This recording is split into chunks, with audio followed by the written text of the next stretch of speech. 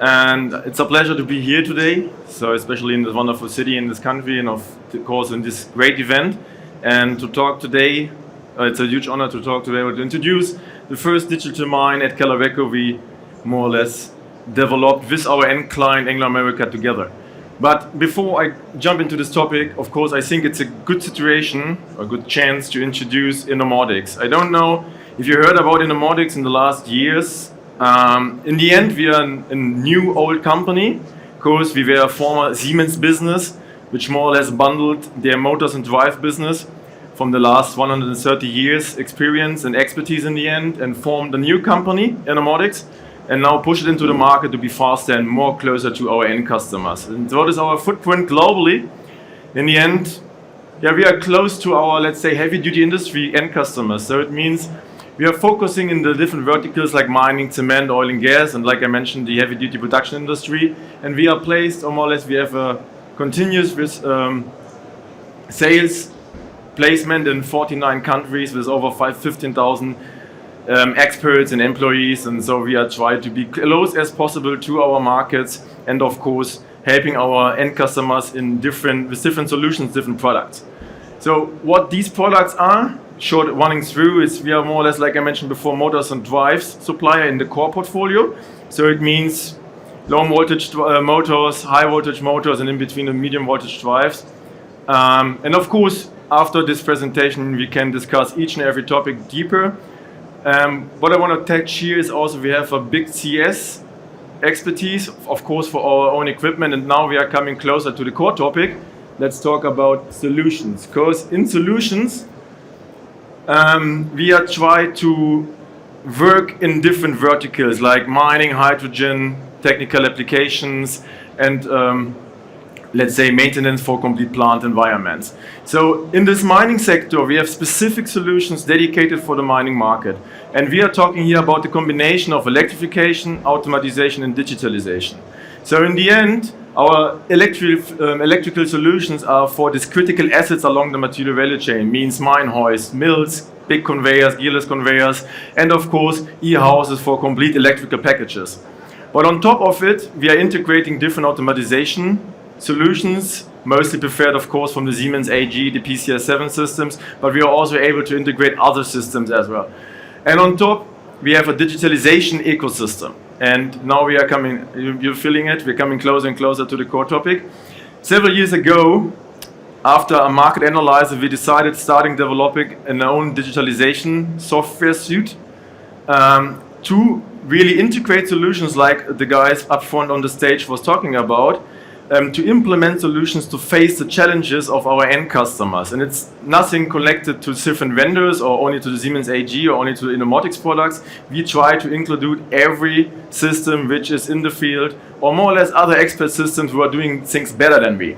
So this is more or less what we do with our digitalization portfolio. So in the end, digitalization is the main topic. What's up future?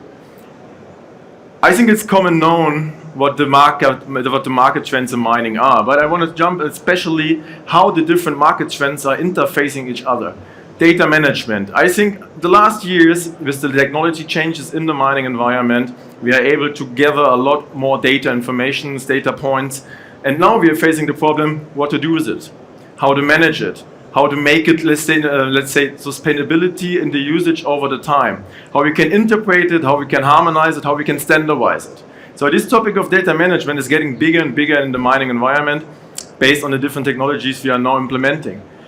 And of course, it's leveraging the digital technologies on top of it, like mentioned before, AIs, simulations, digital twins, and so on, to name all the different technologies.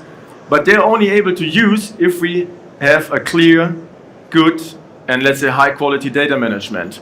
And then of course the right two things, I think that's really also common known. We have a change in the labor, and of course all the things what we are doing now is on the one side to optimize the processes, optimize more or less creating more productive hours, and of course a huge financial benefit for our end customers. But on the other side, of course, there's a huge impact to the sustainability in the future. Besides digitalization, of course, there's carbon capture and changing in the energy transmission, for example. But digitalization is also a huge, let's say, trend to reach higher sustainability in the future. We try to have a holistic view of a complete material value chain, means from the mine over the processing, over the logistics, all the different stockyard operations, then the logistics between the processing and the metallurgy, up to the port. So it doesn't matter. This is more or less how we try to cover the complete material value chain, and then there are subsidiary, let's say, other components who try to face different challenges which are specific for the different, say, steps of the material value chain. I don't want to go too deep into these different topics here, because I want to jump more and more about the digital mine. So I mentioned before, we try to have a holistic view about the data which is available along the material value chain, because the key thing is really giving our end customer a return of invest, and then optimizing their processes, optimizing their assets, optimizing their infrastructures. And this is how we see our end client, more or less, or the mining environment. We see them in 3 levels. At first, infrastructure. You have a machinery in place, and you try to optimize it, you try to monitor it, and you try to go in the direction of predictive maintenance. So far, so good. Then, of course, on top, you have the intelligence layer, where you try to optimize the management, the executions, the task management, and so on. So, but now we are looking onto the bottom layer. This is the 3rd level. This is the life cycle of an operation. Of course, with the beginning of the mine planning, design, construction, engineering phase, commissioning, then you are going into operations. And then over the lifetime, you have additions, updates, you know what I mean in the end. And then afterwards, you're closing it. And this is more or less a challenge, and also, let's say, a layer. We can bring a lot of optimization with a proper data management from the beginning on. And now we are in the digital mine. So, the digital mine sees, let's say, the operation as a center.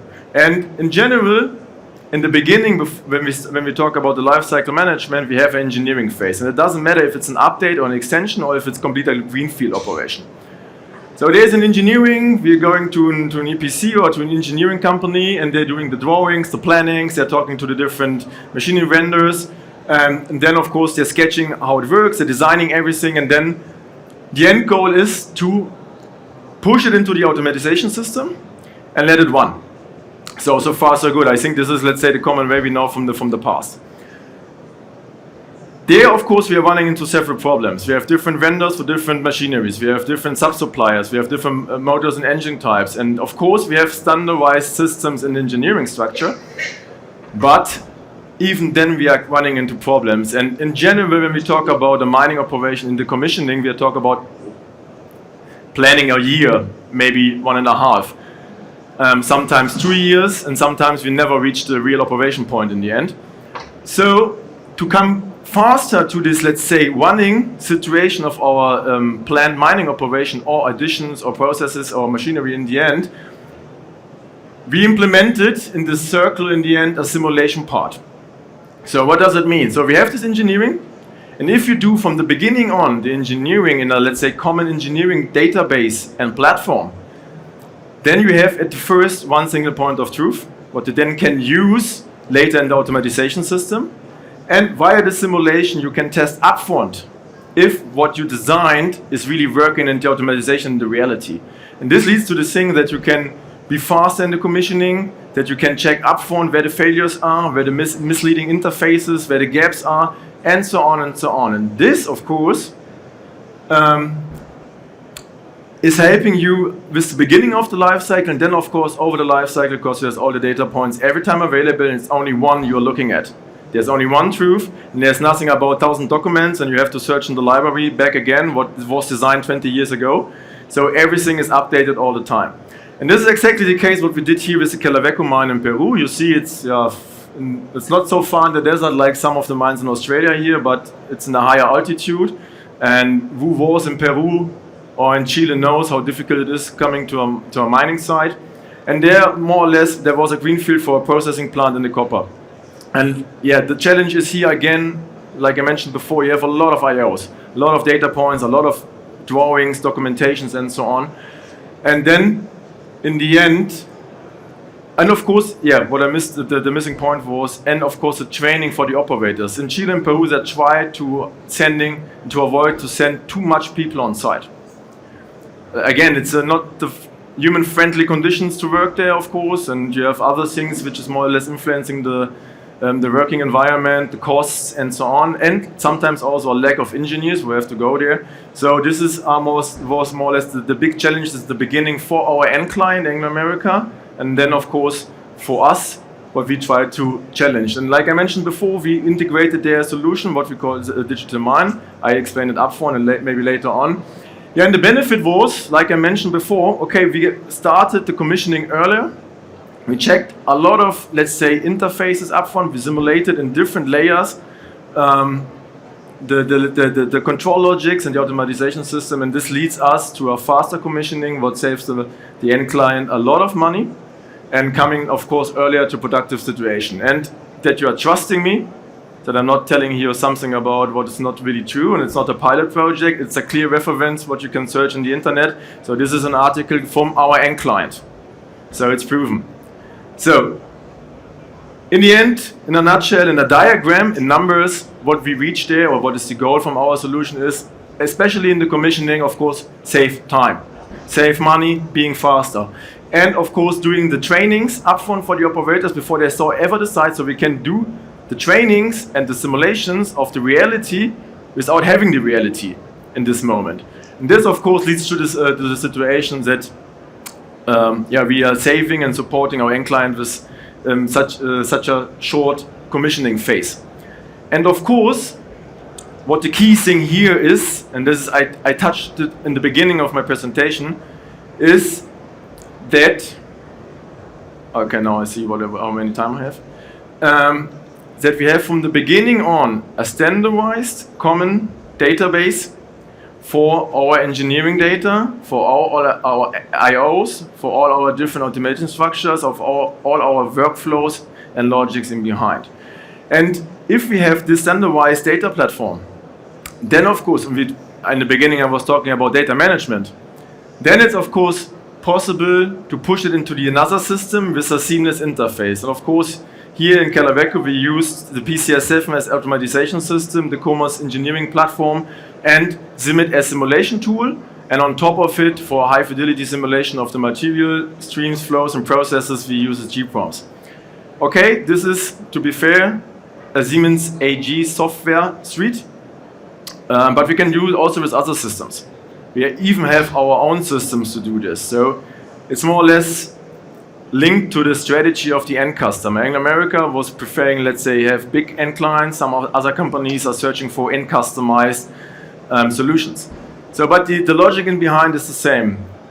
It's a standardized data platform, then you can push it into the simulation environment, and then you directly can seamless push it into the automatization system, and of course back again.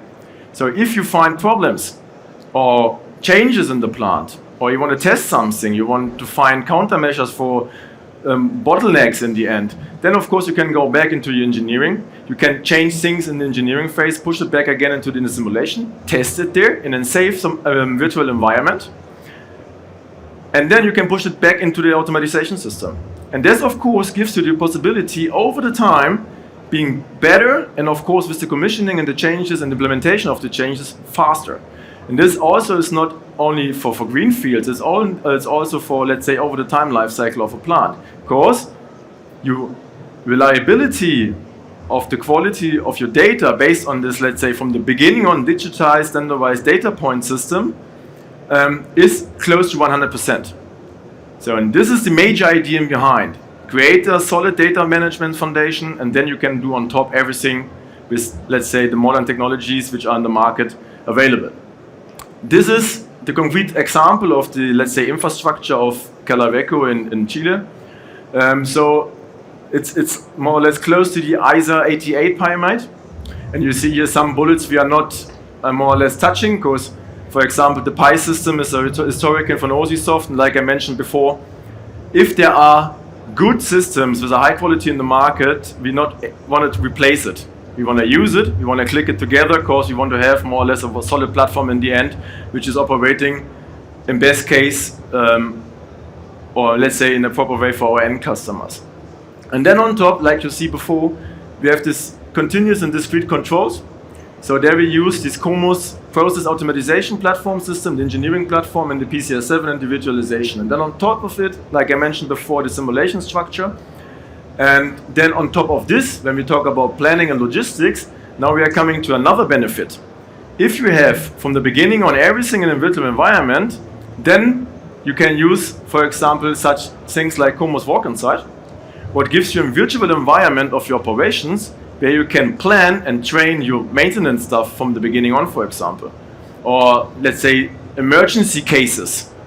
We have another client who's using this for underground mine, and they're checking their emergency cases in case of fire, for example. Is really the machinery, how we constructed, how we planned it, let's say in the way constructed that we really can wash out with our employees and our machinery in the worst case situation, for example. So this is then on top possible, and then of course, if you have the solid data foundation, then you can do, let's say, management dashboards on top of it and give KPIs to the management, what in the end brings you then back again a possibility to manage optimizing in the, let's say, task management or in the planning of a mining operation.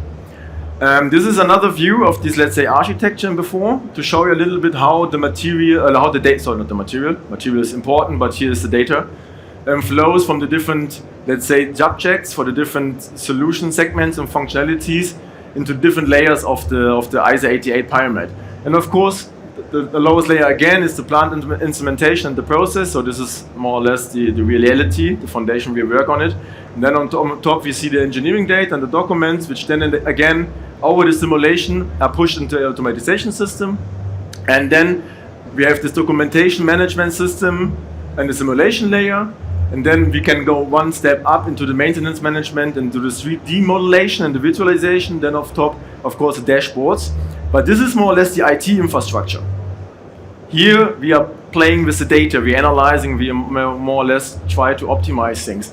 But of course, via this, let's say, engineering platform, we are pushing it into reality, into the automatization, doing simulations, and of course, then on top doing the alarm and operating training systems.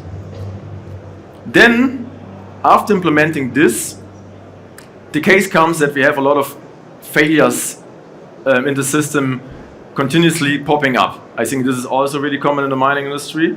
And then on top, let's say, of the standardized data structure of knowing all the IOs, know all the different, let's say, data consumers and data producers, we were able to create an alarm heat map. This alarm heat map more or less is checking continuously the failure which is coming out of the automatization system and try to figure out where it comes from. Is it a failure in the sensor? Is it a failure really in the process? Is it a failure from somewhere else, or is more or less someone hitting the sensor and it's not working proper, so we have to maintain it? And where it comes from. Thousands of IOs, thousands of sensors, kilometers long conveyor lines, mills which are standing there, then the stockhead is on the other side. So the location is also really important to give the maintenance people, let's say, the indication where to search for it. And this is of course possible, make it really in a high quality when you have such a, let's say, standardized data system below of this, let's say, analysis. And now, my last minute, I want to stay with this slide, because we talked about digitalization, and I think we heard a really interesting discussions up front about what it means to use AI. Is it against employees? Is it human-centric or not? What is really the benefit of using the modern technologies which are in the market? And what are the challenges? And here, of course, I will market a little bit again us as solution provider. But again, the most important things for creating a benefit out of a digitalization approach or concept is really having at first the data available. This is what I meant before, or what I explained or tried to explain with, let's say, this one common standardization in the data platform. Data management, the biggest topic. Then, of course, we need domain expertise. Nothing more or less can help you, or the analytics can help you with functionalities when it's not close to the reality. Therefore, you need process knowledge, domain knowledge, knowledge about the machineries, so really expertise from the field. Of course, on the other side, in the same moment, you need analytics knowledge, so you need guys who are understanding data. data structures, how to handle data, how to harmonize them, how to do the analytics. And then, of course, experience is the last key topic what you need in the end, because you know the processes, or you have your process expertise, you're doing the data, which is more or less directly linked to the process. And then, of course, you need someone to interpret the results. And then, of course, finding the right countermeasures. These are the people who are less having this interface experience between the different expertises in the end. And that, in our opinion, brings a huge benefit for our end clients. And that's the reason why I think before Glencore mentioned, the person from Glencore mentioned that solutions integrator who has more or less this holistic view on all the different systems in the field and connecting them and then following this structure are giving the end customer or the mining market a big benefit and really overcome these interfaces along, let's say, the data value chain. And then now again we are back to the value chain. So if you have questions, I'm looking forward to answer to discuss it. Also maybe the other portfolios, my colleagues are also here today and the next days to answer all the questions you have. And I want to close with a big thank you, and I wish you a nice rest of the event week.